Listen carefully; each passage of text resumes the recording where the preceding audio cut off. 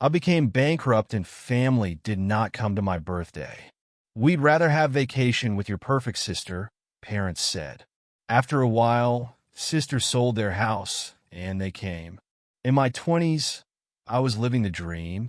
I had built a name for myself through smart investments and business deals.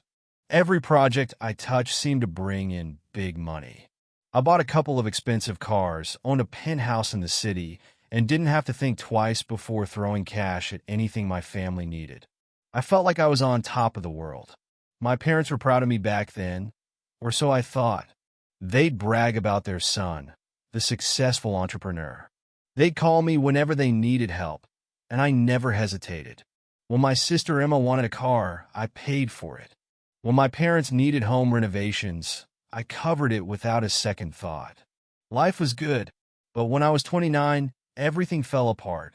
The market crashed. A few major partners of mine went under, leaving me with millions in unpaid debts. Suddenly, I was drowning. I tried to stay afloat, but the loans kept stacking up. After a year of fighting it, I finally had to declare bankruptcy. At 30, I was left with nothing. No cars, no penthouse, no investments. Just a mountain of lessons learned the hard way. I figured my family would understand. After everything I'd done for them, I thought they'd support me. So I went to them, explained what had happened, and asked for a little emotional support. Their response hit harder than the bankruptcy. My dad shook his head like I was a disappointment. We told you not to take risks. Stability is everything. You should have just gotten a normal job. My mom chimed in too, saying something about how I should have been more careful. And Emma, my sister, didn't hold back either. You thought you were untouchable. Huh? Maybe now you'll learn how the rest of us live. I was stunned. These were the people I had supported for years, and now that I was down, they kicked me while I was at my lowest. I moved into a small, rented apartment and got a job managing a store just to get by. It wasn't glamorous. It was honest work. I tried to stay optimistic, even though every day was a reminder of how quickly things had changed. A month later, it was my 30th birthday. I thought maybe that would be a chance to reconnect with my family. I called and invited them to dinner at a modest restaurant near my apartment. I wasn't asking for anything extravagant, just a chance to be together. But their answer crushed me again. We're going on vacation with Emma, my dad said. We'd rather spend time with her. I couldn't believe it. I asked if they could change their plans just for one evening. My mom's response was cold. Don't bother us, okay? I hung up, realizing that I had no one left. I spent that birthday alone in my apartment with nothing but silence for company. No one called, no one checked in, not even my ex-girlfriend, who had dumped me when the money ran out. After that day, I decided I was done with them. No more calls, no more visits. If they didn't care about me when I was struggling, then I didn't need them in my life anymore. Cutting off my family wasn't difficult at first. No calls, no texts. It was like we had silently agreed to pretend the other didn't exist. I threw myself into work, managing shifts at the store and pushing through the days like a robot. My life was simple and dull. I got up, worked, came home to my tiny apartment, and repeated it all the next day. There were moments late at night when the silence crept in, though. I'd sit there wondering how things had spiraled so quickly and how the people I once supported with everything had turned their backs on me the moment I needed them. Months went by like that until one day, out of nowhere, something changed. I got an email from Marcus, one of my former business partners. I hadn't heard from him since the market crash.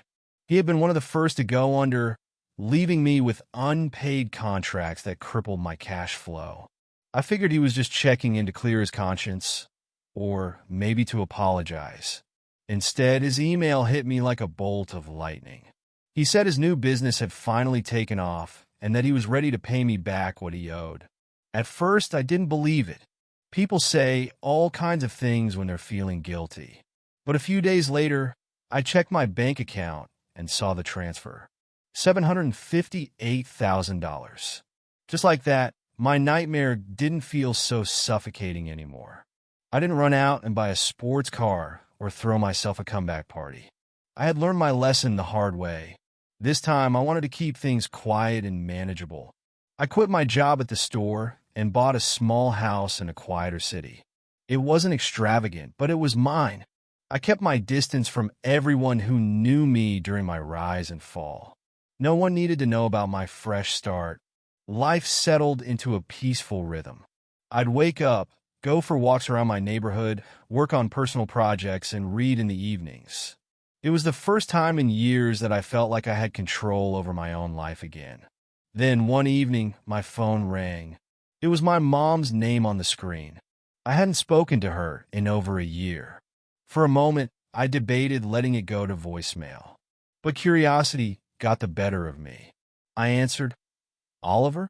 Her voice sounded hesitant, almost unsure of itself. "Yeah, Mom?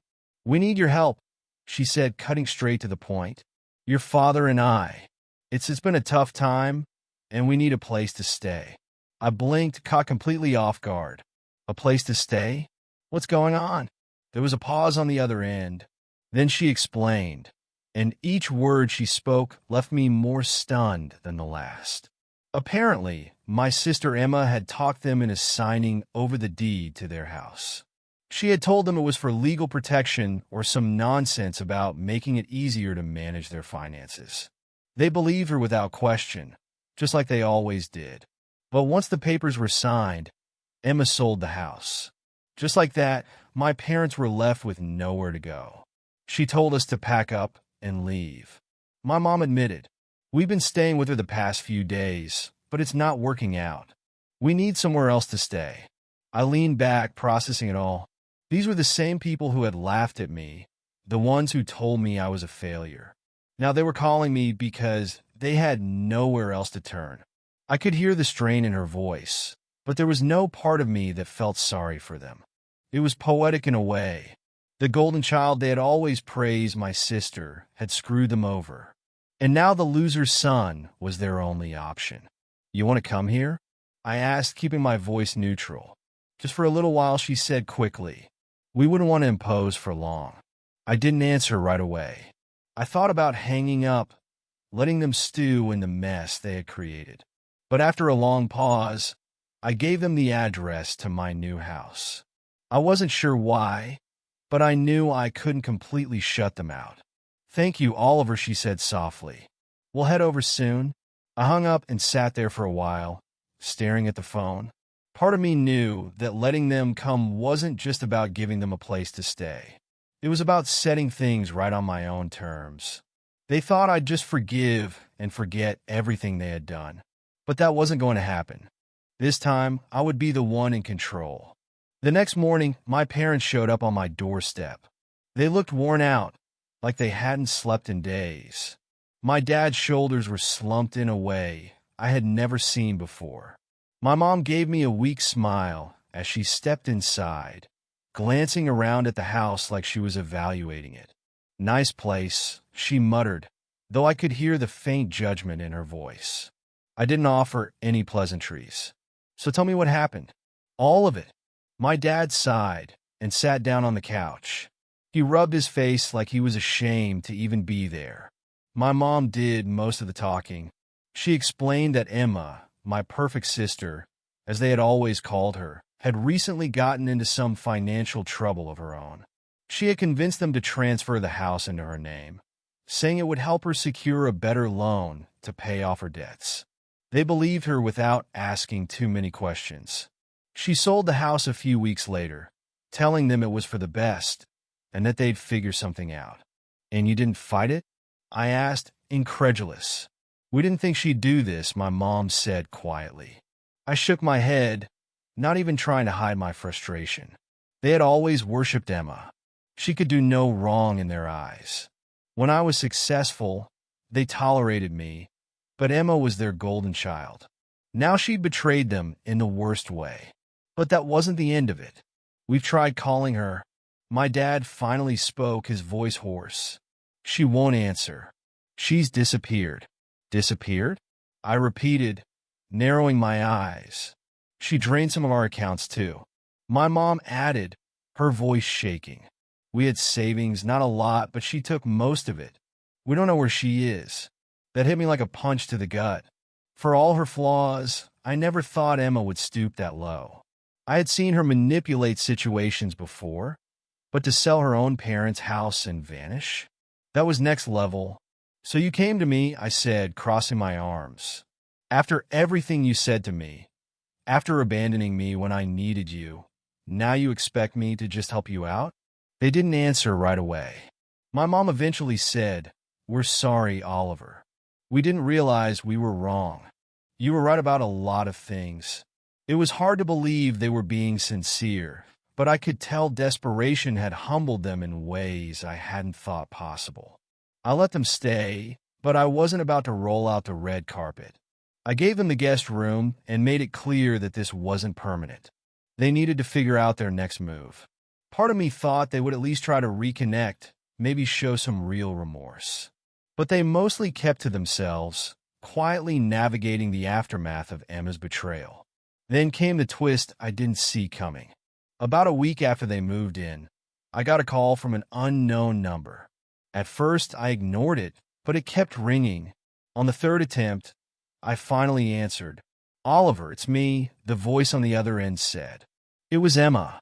"You've got some nerve calling me," I said, clenching my jaw. "Look, I know you're mad." "Mad? You stole our parents' house and disappeared, Emma. What were you thinking?" "I didn't have a choice," she interrupted. I got involved with the wrong people. They were going to come after me if I didn't pay them back." "What people?" I asked, my frustration mixing with confusion. There was a pause. "Loan sharks. I owed a lot of money, Oliver. I thought selling the house would buy me time, but it didn't. Now they're after me again. I'm scared." I didn't know how to process what I was hearing. Part of me wanted to hang up and let her deal with her mess. But another part of me knew this wasn't over. If she was in that deep, there was a chance those same people could come after my parents. "Why are you calling me?" I finally asked. "Because I need help," she said quietly. "I don't know who else to turn to." I let out a bitter laugh. "You turned your back on me when I needed you. Why should I help you now?" "Because they might come after Mom and Dad too," she admitted. "And if they find out I'm here, they might hurt them." That sent a chill down my spine. As much as I hated what she had done, I couldn't ignore the danger. This wasn't just about money anymore. Things were about to get a lot more complicated. I didn't sleep much that night. Emma's call played on a loop in my mind. Loan sharks. Threats. Danger to my parents. As much as I wanted to wash my hands of the entire situation, I couldn't shake the thought of what might happen if I ignored her. The next morning, I found my dad sitting at the dining table with a cup of coffee. He was staring off into space, looking more defeated than I'd ever seen him. "Morning," I said, sitting across from him. He didn't respond right away. After a moment, he finally muttered, "We trusted her too much. Your sister, I mean. Yeah, well, Emma's always known how to play you." I said bluntly. "You just didn't want to see it." He nodded, sighing deeply. "We thought she had everything under control. She always seemed put together. You know, she was faking it."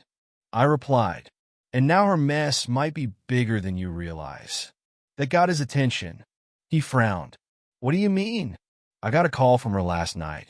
I said, "She's in trouble. Serious trouble. Apparently, she sold the house and drained your accounts because she owed money to some dangerous people. Loan sharks." My dad's face paled. "Loan sharks. Are you sure?" "Yeah. She says they're still after her. And if they can't find her, they might come after you and Mom." He didn't speak for a long time, his jaw tightening as he processed what I was saying. I could tell the weight of it was crushing him. He had always been a prideful man, someone who liked to believe he could protect his family. Now that illusion was shattered. Later that day, Emma called me again. I stepped outside to take the call, not wanting my parents to overhear. "Where are you?" I asked immediately. "I can't tell you," she whispered. "It's not safe. I've been moving between motels every couple of nights." I'm trying to stay under the radar. Emma, you're going to have to face this sooner or later. I said, you can't keep running forever. I know, she said quietly. But I need time. I thought maybe you could talk to them. Work something out. I laughed bitterly. You think I'm going to negotiate with loan sharks for you? After everything you've done? Oliver, please, she said, her voice breaking. I know I don't deserve it, but I'm scared. You don't understand how these people operate.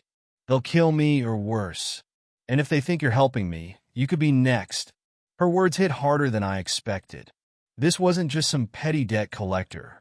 These were people who wouldn't hesitate to make an example out of her or anyone close to her. Give me their names, I said reluctantly. I'll see what I can do. She hesitated. I can't. If they find out I'm talking to you. Emma, if you want my help, I need to know who I'm dealing with. I interrupted. There was a long pause before she finally gave me a name, Vincent Marino. I recognized it instantly. He was a known figure in the underworld, someone who operated just outside the law. People like him didn't forgive debts easily. After the call ended, I stood in the backyard for a long time, trying to decide what to do. I could cut Emma off and hope she figured things out on her own, but that wasn't really an option anymore. If Vincent Marino thought my family was involved, we were all in danger. By evening, I had made up my mind. I wasn't going to let Emma's mistakes destroy the rest of us. I had a contact, an old friend named Luis, who had some experience with these types of people. He'd helped me out during a rough patch years ago, and I hoped he still had connections. I called him up and explained the situation. He listened carefully before saying, Vincent Marino is bad news, man. If your sister owes him money, this won't end with a payment plan. You're going to need leverage. Leverage? I repeated. Yeah, either you get something on him that forces him to back off, or you find a way to make the debt disappear. Otherwise, he'll bleed your family dry. This wasn't what I wanted to hear, but I knew he was right. I had to play this smart, or we'd all end up in deeper trouble than we could handle. I thought long and hard that night. I could either let this spiral further or find a way to end it all once and for all. I had money now, enough to make this problem go away. I hated the idea of bailing Emma out, but if it kept my family safe, it was worth it. The next day, I called Luis again. How much do you think Marino would take to forget about this? I asked. Depends, but with guys like him, you're looking at 6 figures, Luis said. It's not just about the money. It's about making sure he knows you're serious. Fine. I'll offer $200,000, I said without hesitation. Luis promised to set up a meeting. 2 days later, I met with Marino in a neutral location, a private back room in a restaurant Luis had arranged. Marino was a cold, calculating man. He didn't say much as I handed over the money. He glanced at the briefcase and gave a small nod. Consider the debt erased, he said. Your sister doesn't exist to us anymore. I left without a word. It was done. That evening I called Emma. You're in the clear, I told her. But don't ever put us in this situation again. You need to figure your life out. She broke down over the phone, crying and thanking me over and over. I didn't have much sympathy. I wasn't doing this for her. I was doing it to protect myself and our parents. A few days later, Emma showed up at the house. She looked rough, dark circles under her eyes, her usual confidence gone. My parents were overjoyed to see her, hugging her like she had come back from the dead. Oliver, thank you, she said, barely meeting my eyes. I know, I don't deserve your help, but I'm really going to change this time. I didn't respond right away. Instead, I said, we'll see. Over the next week, Emma stayed with us, helping around the house and trying to make amends. My parents softened too. They apologized for the way they had treated me after my bankruptcy. My mom even cried, saying, We were wrong, Oliver. You didn't deserve that. We should have been there for you. My dad added, We've learned a lot from this. We'll do better. We're proud of you. Their words sounded genuine, but I couldn't ignore the timing. They had only changed after they realized I was the one holding things together now. A part of me wanted to believe them, But another part knew better. When things calmed down, I sat them all down for one last conversation. I'm going to help you get on your feet, I said, but it's not going to be like before. I'll give you $4,000 to rent a place and enough to get started. After that, you're on your own. They looked surprised but didn't argue. Maybe they knew they had pushed their luck enough. 2 days later, they moved out. I helped them find a small rental nearby and left them with the money. I kept my distance after that. They'd call now and then, but I made sure to keep the boundaries firm. I wasn't going to be their safety net anymore. Life moved forward. I focused on rebuilding my own future, this time with a clear head and a firm grip on who I let into my life. My family had changed, or at least they wanted me to believe they had. But I knew one thing for sure, I had changed too. I wasn't the same Oliver who bent over backward for them anymore. I was finally in control of my life again. Update. Well, here I am again with a little update. I thought I had set firm boundaries with my family, but it didn't last long. At first, things were quiet. My parents and Emma moved into their rental and seemed to be managing. But then the call started. It was always something. Mom complaining about the rising cost of groceries, Dad grumbling about unexpected repairs, Emma talking about how hard it was to find a stable job.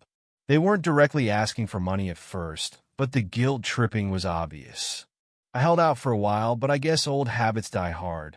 The next thing I knew, I was helping them with their bills. Groceries here, rent assistance there. They didn't even have to ask anymore.